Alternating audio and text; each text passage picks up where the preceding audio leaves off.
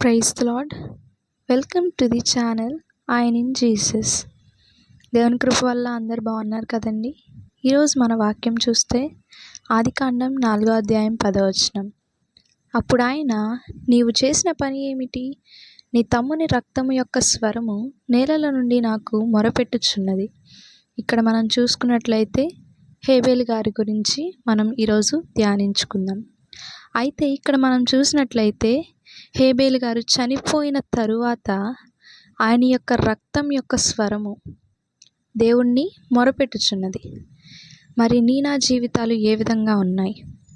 మనం చనిపోయిన తర్వాత మన యొక్క అవయవాలు కానీ మన యొక్క రక్తం కానీ ఏదైనా దేవుని మొరపెట్టేదిగా ఉన్నదా లేదా? ఒక్కసారి మనల్ని మనం పరీక్షించుకుందాం. ఇంకనూ పాపంలో ఉంటా దేవునికి మనం మన యొక్క జీవితాలను అప్పగించుకొనకుండా మనం ఆయన్ని మొరపెట్టకుండా ఇంకా ఈ లోకంలో ఉంటున్నామేమో. దేవుడు ఈ దినమందు మనల్ని హెచ్చరిస్తూ ఉన్నాడు. మనము ఆయనకి విధేయులమై ఆయన యొక్క సేవలో వాడబడుతూ ఆయన్ని మొరపెడితే ఏ విధంగా మొరపెట్టాలంటే, మనం చనిపోయిన తర్వాత కూడా మన యొక్క అవయవాలు దేవుణ్ణి మాత్రమే మొరపెట్టేవిగా ఉన్నాయా లేదా అనేది మనం చూసుకోవాలి. ఆ విధంగా మొరపెట్టాలంటే అనుదినము ఆయనలో వాడబడుతూ ఆయన్ని స్తుతిస్తూ ఆయన నామాన్ని ఘనపరుస్తూ మనం జీవించాలి.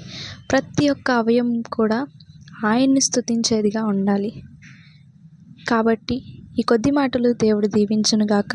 మన యొక్క అవయవాలు కూడా దేవుని మాత్రమే స్తుతించేవిగా మార్చబడునుగాక.